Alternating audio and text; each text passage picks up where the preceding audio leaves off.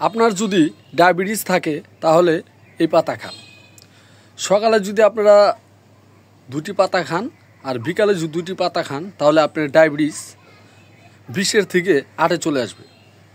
তো বন্ধুরা, আজকে আমরা এখানে যে গাছটি দেখতে পাচ্ছেন এই গাছটি নিয়ে আমরা আলোচনা করব এবং এই গাছের কি উপকারিতা এবং এই গাছটির কি নাম সেটাও আমি আপনাদেরকে বলে দেব। তাহলে চলুন বন্ধুরা, আমি প্রথমেই আপনাদেরকে বলে দিচ্ছি এই গাছটির নাম হচ্ছে ডায়াবেটিস গাছ এবং অনেকে গাইনেরু গাছ বলে।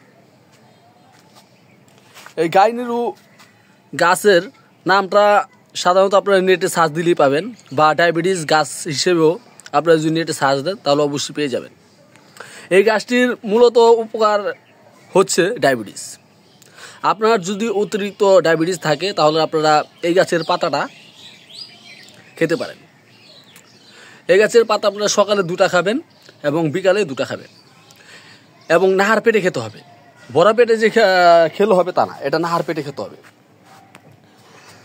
আমি এই গাছটি আনার উদ্দেশ্যই হচ্ছে যে আমার মায়েরও ডায়াবেটিস, প্রচুর পরিমাণে ডায়াবেটিস, ওনার প্রেশারও আছে।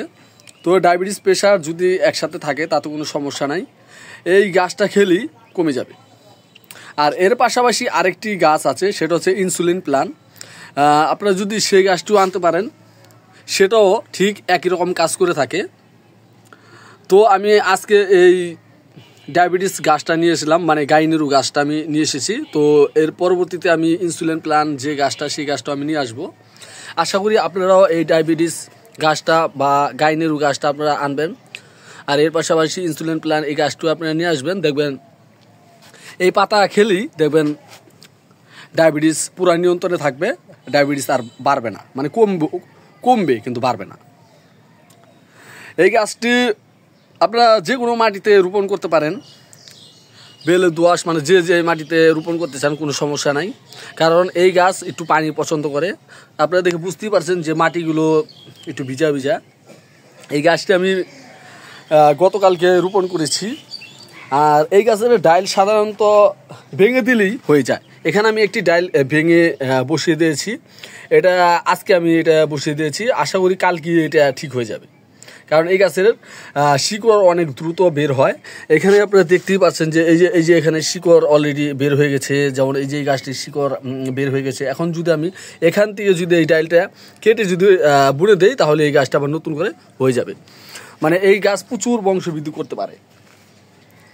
তো বন্ধুরা, আপনার বাসায় যদি ডায়াবেটিস কোনো রুগী থাকে অবশ্যই আপনারা এই পাতাটা ব্যবহার করবেন, এই গাছটি বাসায় রাখবেন। এই গাছ বাসায় রাখার জন্য অতিরিক্ত কোনো জায়গা লাগে না। দেখুন আমি 5 লিটার টপে সুন্দরভাবে বসিয়ে দিয়েছি, এখানেই এই গাছটি বড় হতে থাকবে।